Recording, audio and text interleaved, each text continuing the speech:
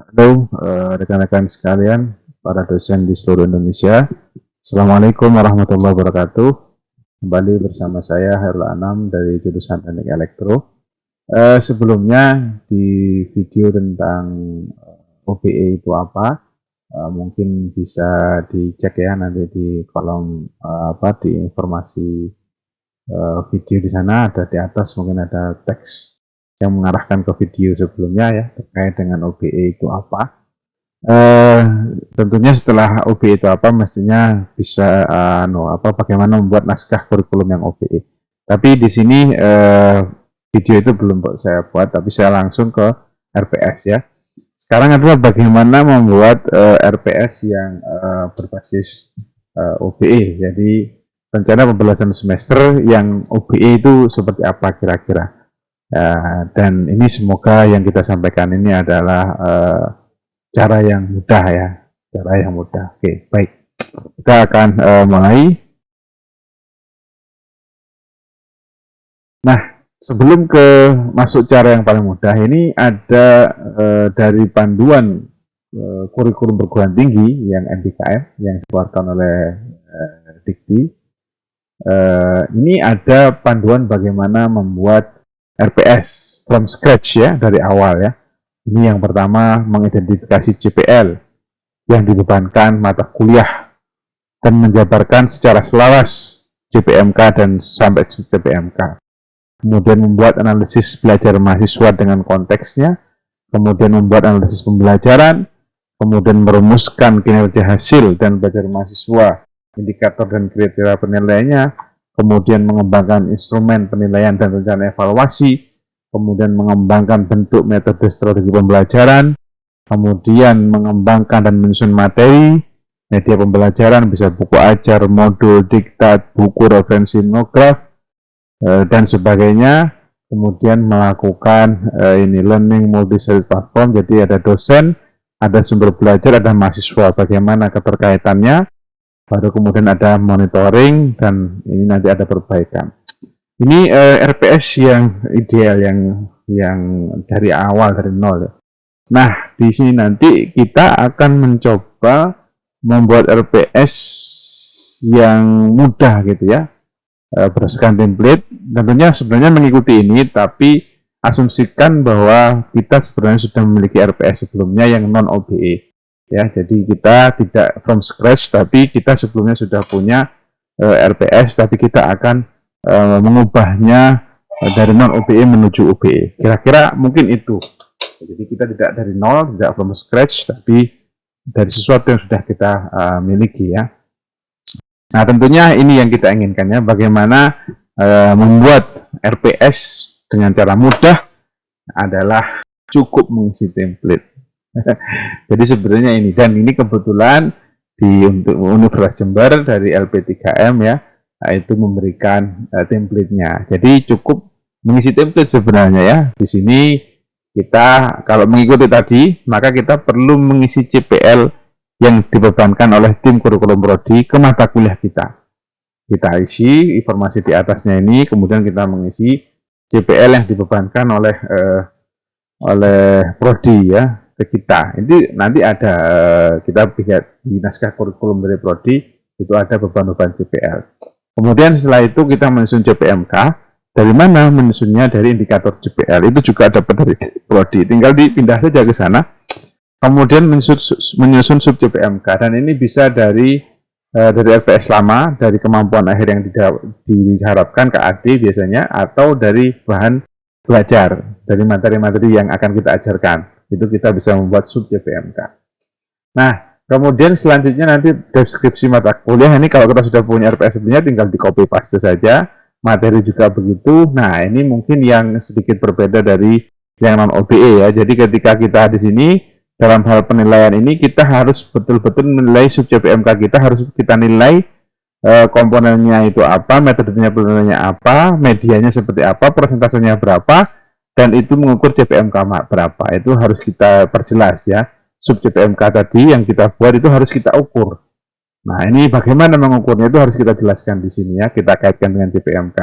Kemudian setelah itu kalau kita isi semua, baru kita nanti mengisi CPMK 1 permingguannya di sini kita isi ya. Jadi sebenarnya simple ya, as simple as that lah kira-kira gitu. Hanya isi template ya. Itu cara paling mudahnya kira-kira seperti itu. Jadi insya Allah tidak ada kesusahan ya dari Bapak Ibu sekalian untuk membuat RPS ini. Saya kira seperti itu ya. Kemudian juga ini ada lanjutan, ada lembar kerja mahasiswa ya. Ini kita isikan di sini. Kemudian juga ada rincian di sini kita meminta kira-kira nanti bahan diskusi soal yang diberikan ke mahasiswa apa. Di sini nanti adalah jawaban mahasiswa itu kalau itu lembar kerja mahasiswa LKM. Kemudian di sini juga ada rincian tugas untuk mahasiswa ya. Kalau itu tugas-tugasnya itu terperinci dengan luaran khusus ya. Deskripsinya ada, metode pekerjaannya bagaimana, bentuk formatnya seperti apa, indikator penilaiannya seperti apa, jadwalnya bagaimana dan sebagainya. Ini juga kita bisa menggunakan RTM ya. Kalau LKM ini ada soal dan mahasiswa suruh mengisi di situ, tapi kalau RTM itu ada suatu tugas pekerjaannya, tapi tidak mengisi di sini mahasiswa karena nanti bisa jadi formatnya beda-beda ya. Jadi di situ kira-kira perbedaan antara LKM dengan RTM. Nah, itu tadi sebenarnya secara singkat. Ya. Secara singkat sebenarnya cukup mengisi template, konversi dari template yang sebelumnya dari non OBE menuju template yang OBE. Itu mudah saja, as simple as that ya. Saya kira tidak ada kesusahan ya. Tetapi kalau kita ingin lebih detail ya, karena tadi kan dari awal ada meminta ke prodi CPMK-nya mana, CPL-nya seperti apa ya. Nah, ini coba kita lihat ya. Kira-kira mungkin nanti Bapak Ibu akan dapatkan dari prodi ya. Ini mata kuliah, nama mata kuliah, kemudian ini ada CPL, dan di sini ada CPL-nya apa saja misalkan, dan kemudian di sini ada indikator-indikatornya. Maka jika kita belum diberi, kita bisa minta ya tentunya ke prodi, di tim kurikulum prodi, kita bisa meminta mata kuliah kita itu dibebani CPL berapa dan indikator apa ya. Sebagai contoh ini misalkan ada mata kuliah teknik pemrosesan lanjut ini ya, kita bisa melihat di sini, oh ternyata dibebani dengan indikator nomor 5 ya, CPL nomor 5, capaian pembelajaran lulusan CPL itu, dan di sini indikatornya adalah indikator A, kemudian R itu maksudnya adalah rendah ya, rendah, S itu sedang, K itu kuat, artinya nanti komposisi nilainya untuk CPL 5, indikator 5 itu tidak perlu tinggi-tinggi persentasenya ya. Yang paling kuat itu adalah yang 1B ya. Ini nanti dalam hal nanti melakukan persentase penilaian, kira-kira seperti itu. Nah, ini begitu kita dapatkan di sini ya, kita mengetahui oh ini dapat 5A ya, berarti kita cek 5A. Oh ini CPL-nya ya, mampu menginternalisasi ini dan sebagainya. Ini tinggal kita copy, kita taruh di template yang tadi ya. Kita lihat ya. Kemudian kita lihat juga ternyata teknik pemrosesan sinyal dapat juga indikator nomor 1 ya. Di sini indikator nomor 1 tinggal di copy saja. Ya, itu dari sisi indikator CPL-nya. Indikatornya sebelah sini nanti. Tinggal kita copy indikator-indikatornya. Oke ya, itu kita dapatkan. Nah, kita taruh di sini ya. Kita taruh di dalam sini ya. Nanti CPL yang didapatkan tadi kita taruh di sini, kita taruh di sini. Tentunya ada berapa CPL nomor berapa kita kasih. Saya kira mudah ya untuk mengisi saja. Ini contoh saja ya. Ini lebih detail lagi ya. Tadi ini saya dapat mata kuliah sistem kontrol dari S1 Teknik Elektro.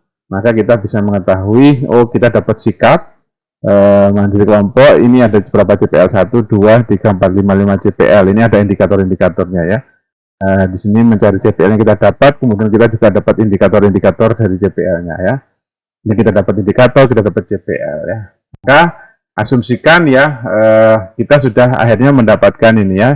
Dari sini kita kata-kata indikatornya ini, sebelah sini adalah kata-kata CPL-nya, kita copy, kita ambil, indikatornya kita copy, kita ambil ya. Nah, kalau sudah, kemudian kita masukkan di sini ya. Ini kita CPL nggak diapa-apakan, diambil saja apa adanya. CPL tidak diapa-apakan. Diambil dari CPL-nya, prodi kita ambil, kita copy, kita paste. Jadi, sangat mudah kan untuk mengambil CPL, tinggal lihat kurikulumnya prodi, di mana ambil, taruh. That's it. Ya. Kemudian, kalau CPMK bagaimana? Nah, kalau CPMK ini, kita melihat dari indikator. Dari indikatornya kan didapatkan A3, A4 sama A5. Maka kita tulis A3 berarti CPMK 1, A4, CPMK 2, A5, CPMK 3. Nah, ini kita ambil seperti ini. Nah, ini satu indikator, ini satu bagian, ini tiga-tiganya ini masuk indikator sikap ya. Kita ambil dari indikator. Nah, ini kalau sikap itu kan umum ya. Jadi ini kita memang menyesuaikan kalau CPMK kan capaian pembelajaran mata kuliah.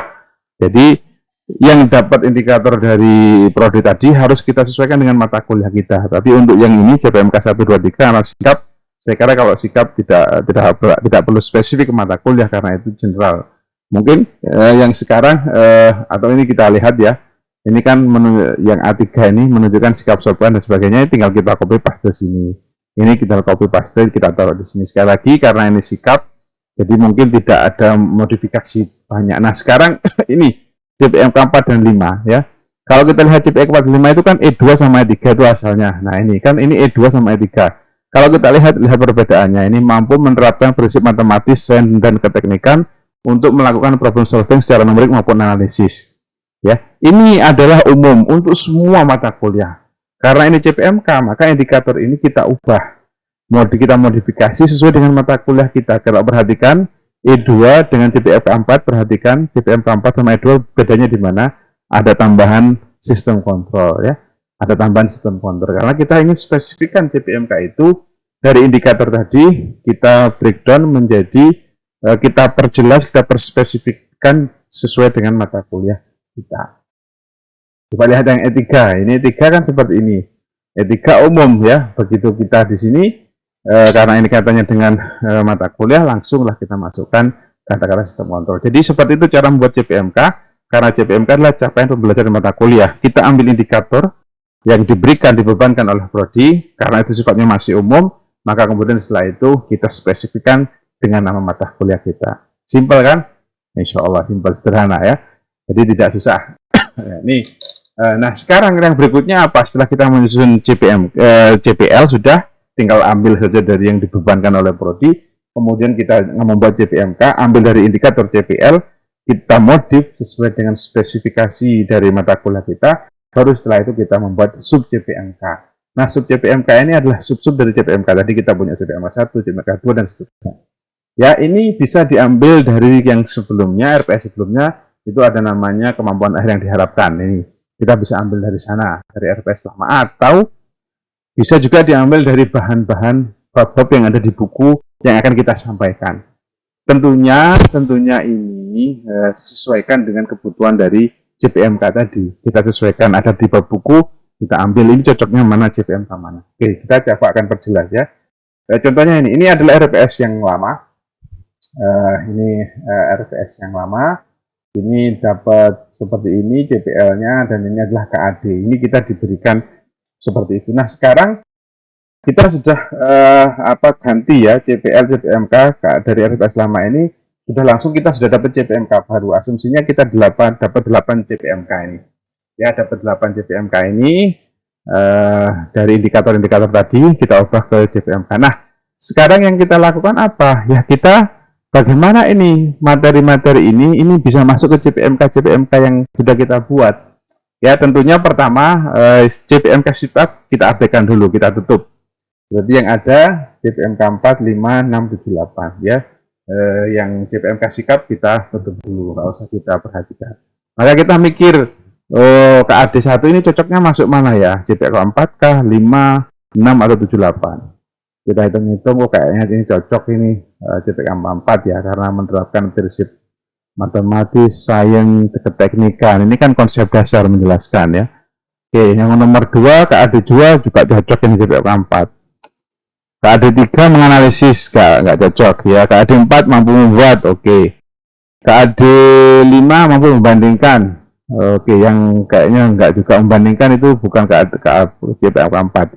Kalau menganalisis itu masuk CPMK 5 ya, karena ada kata-kata analisis ini cocok. Kemudian membandingkan itu kan juga bagian dari analisis, komparasi, berarti KAD 5 cocok. Kemudian KAD 6 membandingkan juga analisis. KAD 8 ini juga analisis ya. Nah, kira-kira seperti itu. Kita cocok-cocokkan ya akhirnya ya, kita ketemu. Ya, ini KAD 7 ini mengembangkan ya. Ini berarti nanti bisa mungkin masuk dalam ini ya, dalam CPM 678 ya. Ini contoh aja, nanti silakan diperdetail ya. Ini saya hanya ngasih contoh aja. Oke, atau kalau tadi kan dari KAD ya. Kalau tadi kan dari KAD kita mapping kan. Oh, ini cocok mana, cocok mana, cocok mana. Nanti yang nggak cocok-cocok ya kita coba kita identifikasi kembali ya.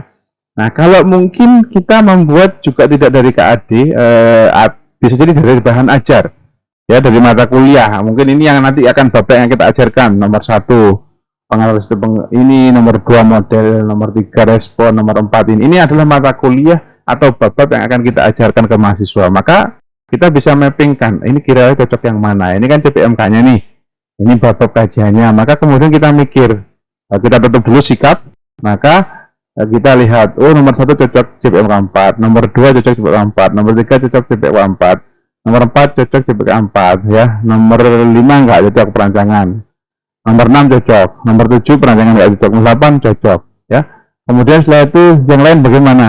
Oh ini perancangan cocoknya CPMK 7 misalkan, 7 perancangan CPMK 7, 9 CPMK 7. Aduh kok enggak cocok ya, kayaknya cocok yang CPMK 5 deh kayaknya. Oke lah kita ganti. Ya, cocokkan dengan CPMK 5 misalkan, dan seterusnya. Ya. Ini CPMK 678 belum dapat ya, gimana nih ya? Nanti kita CPMK 678 ini karena sifatnya adalah seperti project base ya, kita jadikan nanti sebenarnya project based learning. Karena membuat project itu ada merumuskan masalah dulu, kemudian melaksanakan penelitian, kemudian menganalisis. Jadi ini bisa jadikan bagian dari project based learning ya, bisa. Nah, kira-kira seperti itu ya. Kalau detailnya misalkan ini sikap tadi ya. Ini sikap, sudah yang sikap kita nggak masalah kan sikap ya. Yang CPMK 4 tadi gimana? Kita mappingkan. Nah, ingat pengantar sistem pengendalian CPMK 4 kan tadi ya, hasil mapping tadi. Model dinamika CPMK 4, respon CPMK 4, diagram ini CPMK 4, perancangan sistem kendali CPMK 5. Nah ini kita sudah mappingkan kan sebelumnya kan. Sekarang setelah kita mappingkan, kita mau pindah ini ke sini. Ya, gimana kita pindahnya? Nah, kita pindah-pindah. Maka ini tadi CPMK 678 kita anggap nanti project based learning, aplikasi dari CPMK 4 dan 5. Maka sekarang kita memindah ke kiri. Nah, ini CPMK 4 pengantar sistem pengendalian kita kasih di sini. Oh, pengantar mungkin adanya sejarah, konsep dasar, ya tinggal kita tambahkan menjelaskan. Mahasiswa mampu menjelaskan. Kemudian yang berikutnya CPMK ini model sistem dinamika. Tinggal kita kasih mahasiswa mampu menurunkan, ya. Yang CPMK 4 juga respon sistem dinamis. Tinggal mahasiswa mampu mendemonstrasikan analisis respon sistem dalam kawasan waktu, misalkan begitu. Ya. Kemudian ini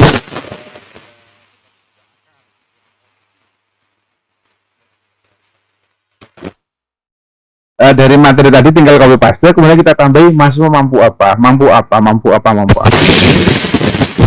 Yang desain daripada CPMK 4 itu lebih kepada konsep, lebih kepada teori-teori. CPMK 5 sudah mulai masuk kepada aplikasi-aplikasi analisis 678 ini seperti project base. Kira-kira seperti itu. Nanti CPMK 5 perancangan, nah di sini sudah mampu menganalisis perancangan step kontrol berdasarkan A dan seterusnya seperti ini. Tinggal kita mapping. Jadi cara membuat sub CPMK kalau dari bahan ajar, bahan pelajaran, mappingkan, petakan dia ke CPMK mana, setelah itu taruh saja, setelah tambahkan nanti masuk mampu apa, mampu apa, mampu apa, ya.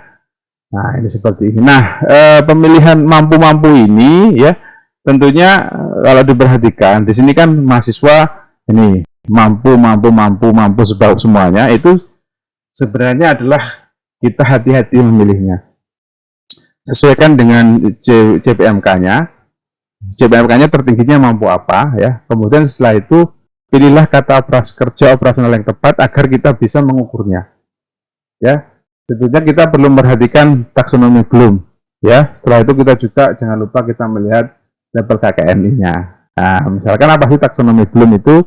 Kan ada kalau ini kognitif ya, ada remember, mengingat, understand, mengerti, apply, menerapkan. Ini C1 ini kognitif, C2 apply, menerapkan, C4 analisis, C5 mengevaluasi, create, menciptakan. Nah, ini kita sesuaikan dengan taksonomi Bloom ini kata-katanya. Ini ada kata-kata kerja operasional ya. Ini ranah kognitif, ini ada kata kerja operasional. Nah, kita sesuaikan. tentunya kita lihat CPMK tadi itu sampai sejauh mana, apakah sampai menganalisis, apakah sampai menjelaskan saja, apakah sampai hanya menerapkan, ya jangan kelebihan tentunya. Kita lihat, kita gunakan kata kerja operasional ini sehingga mudah untuk mengukurnya. Kalau menggunakan kata kerja yang nggak bisa, misalnya menguasai itu tidak mudah terukur sejauh mana penguasaannya. Ya, kalau menjelaskan kan jelas, menjelaskan masuk mampu menjelaskan, masuk mampu mendemonstrasikan, kita mudah untuk mengukur. Tapi kalau menguasai sangat luas sekali. Nah, itu kita perlu menggunakan kata kerja operasional. Di sini juga ada yang sisi efektifnya, juga dari sisi kalau bisa digabung.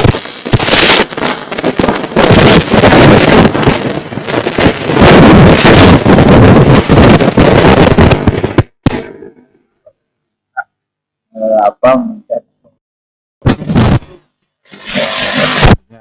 beda untuk S1 ya. Oke. Sudah jelas kita sudah membuat CPL, membuat CPMK ya, kemudian sub CPMK sudah juga jelas. Maka selanjutnya kita membuat namanya rencana asesmen. Nah, ini rencana asesmen di sini ya. Komponennya seperti apa saja. Kemudian di sini kita kaitkan dengan CPMK-nya, baru kemudian kita gimana cara melakukannya, medianya seperti apa. Nah, ini sebagai contoh ya. Ini tadi kita buat ya di sini logik sikap. Kemudian di sini harus CPMK 4 tadi lebih ke kemampuan, sebenarnya kata itu lebih ke mungkin hanya sampai C2 saja maksimal.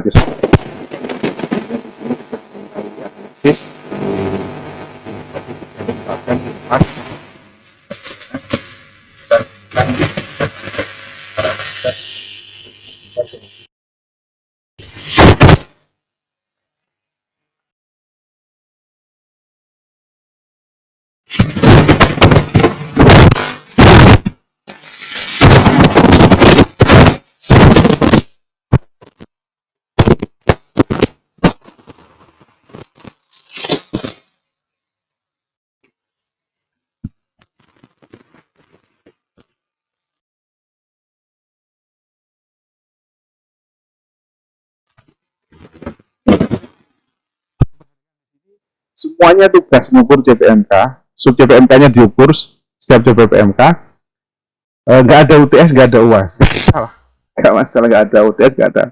Yang penting kita sudah mengukur setiap sub CPMK, kita ukur. Nanti kita tunjukkan kalau ada UAS sama UTS-nya ya. Ini contoh 1, ini contoh 2. Ini juga nggak ada UTS, nggak ada UAS, jadi setiap sub CPMK terukur. Sub CPMK ada ukurannya. Dan ini juga jadi gabungan ya, gabungan satu sub CPMK itu, satu tugas itu bisa jadi gabungan beberapa sub CPMK. Jelas bagaimana yang itu mengukur sub CPK 4, bagaimana yang mengukur sub CPK 6. Kenapa? Karena nanti harus kita pisah nilainya. Ini CPK 4, ini CPK 6 ya. Nanti dia akan menjadi gabungan dalam sama-sama CPMK 2 ya. Ini perlu kita perjelas ukur-ukurnya. Nah, seperti ini. Nah, ini contoh yang ada UTS, yang ada UAS ya. Nah, ini sikap, ini untuk PBL 50%. Nah, di sini ada UTS, ada UAS. Nah, ketika kita membuat UTS sama UAS, maka hati-hati. Jangan hanya pokoknya soal 1, 2, 3. Tapi kita harus tahu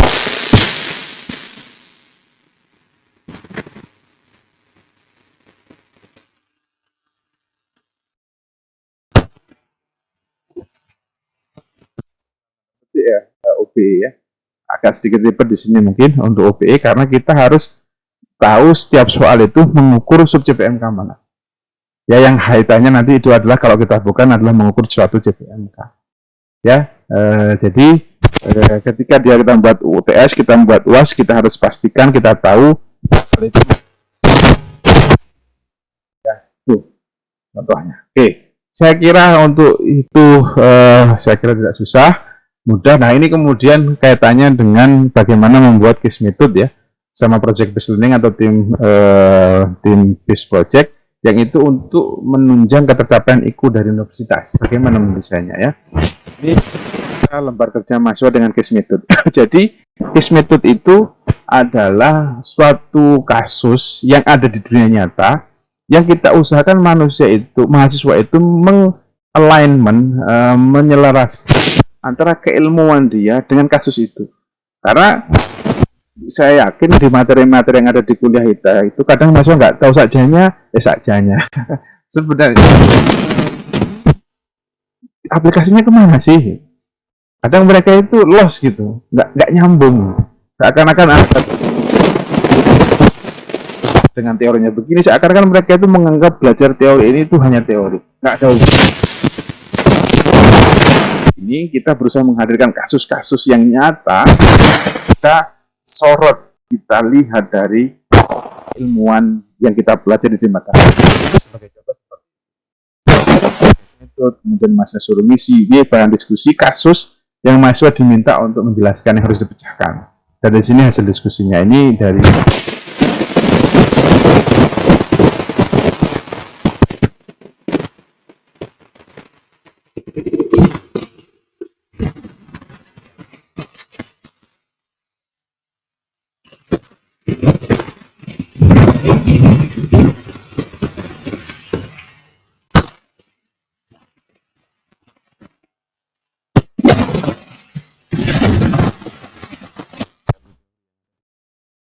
maka kemudian mahasiswa, kalau kita hanya jelaskan begini locus control, ya kita berikan mereka teorinya, tapi tidak mengetahui kasus yang sebenarnya di dunia nyata, mereka akan bingung. Nah, begitu kita kasih teorinya locus control, oke, setelah ini ada kasus, ini gimana mahasiswa memandang kasus yang dari kecelakaan mobil itu dari sisi teori locus control. Nah, ini studi kasus itu bagus saya kira dari pemerintah, agar mahasiswa itu tidak lost, ya, tidak mereka itu seakan-akan teori sendiri, kuliah sendiri, dunia nyata sendiri, tidak. Dengan menjadikan kasus case method itu betul-betul kita membawa dunia nyata ke kuliah kita, dan kita menyorot, memproyeksi atau melihat kasus itu dari materi-materi yang kita ajarkan di kita.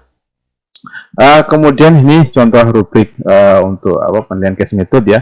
Tentunya dari bagaimana mahasiswa merumuskan masalah dari kasus tersebut, bagaimana mahasiswa membahasnya, bagaimana solusinya, bagaimana kesimpulannya, dan juga bagaimana partisipasi dalam diskusi dengan kelompok. Jadi case method itu harus kelompok, tidak boleh satu-satu.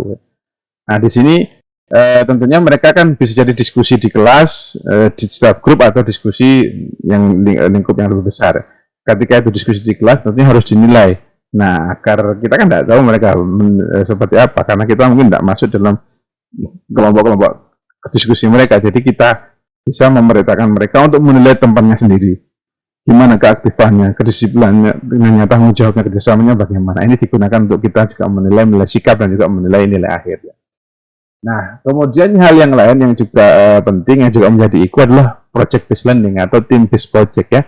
Nah, di sini kita bisa memberikan mahasiswa itu satu proyek, Anda dalam kelompok harus membuat ini. Nah, kita jelaskan di sini tahapan-tahapannya. Tahapannya harus membuat rancangan dulu, kemudian melaksanakan, kemudian menyusun hasilnya, kemudian melaporkan, dan kita perjelas. Dan setiap tahapan itu kita nilai. Karena kita ketemu, minggu ini bahas rancangan Anda, minggu depan bahas pelaksanaannya, laporan kemajuan, minggu depan membahas ini, dan setiap minggu itu ada penilaian. Sampai nilai akhirnya ada penilaian, kita berikan lebih detail bagaimana cara mereka mengumpulkan dan indikator penilaiannya seperti apa. Nah, ini tentunya kalau tim based project atau project ini tidak mungkin satu minggu, pasti beberapa minggu, karena mereka membuat suatu proyek. Saya kira ya itu. Kemudian langkah terakhir mengisi RPS mingguan. Nah, RPS mingguan ini disarankan kita untuk membuat analisis pembelajaran, ya, sehingga kita nanti tujuannya memberikan gambaran mahasiswa tahap belajar yang akan dijalani. Minggu ini kita akan menjelaskan ini. Nah, ini kaitannya dengan subjek PMK 2. Minggu depan kita akan menjelaskan ini, ya. Nanti mahasiswa diharapkan mampu begini, ini subjek PMK 3 dan seterusnya. Dan ini nanti kalau kita sudah jelas, ini perlu 1 minggu, perlu 2 minggu, perlu 3 minggu, perlu ini minggu sekian dan sekian. Nanti kita mengisi ke dalam RPS mingguannya itu jelas. Ya, kita mudah, dan juga kita sambungkan juga dengan asesmen yang tadi kita buat, ya, sehingga ketika kita mengisi template ini, kita dengan mudah bisa mengisi template-nya. Tinggal copy paste saja dari sebelumnya, kita copy, kita paste, kita copy paste. Jangan lupa kalau mungkin CPFK-nya ini indikatornya apa, ya, paling mudah misalkan di sini subjek PMK 2 mahasiswa mampu menjelaskan pentingnya deep learning pada aplikasi pertanian industrial. Ya, kita katakan indikatornya ketepatan dalam menjelaskan. Ya, nanti bagaimana komponen dalam menilai tadi, bisa menggunakan dalam diskusi, bisa menggunakan kuis ya. Kemudian di sini masa pandemi ya perlu ada yang luring, ada yang daring ya. Kalau daring mungkin ini tetap payah ya dalam Zoom misalnya.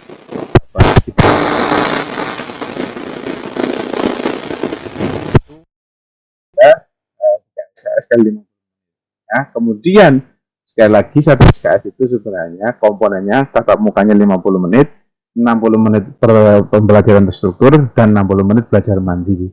Nah, karena itu di luar tatap maya dengan kita, mahasiswa perlu dapat tugas. Ya, terdapat tugas biar mereka tidak loss ya, perlu diberi tugas karena itu adalah bagian daripada jatahnya satu SKS itu. Kita harus beri mereka tugas dengan penugasan terstruktur. Belajar mandiri, nah itu terserah mereka.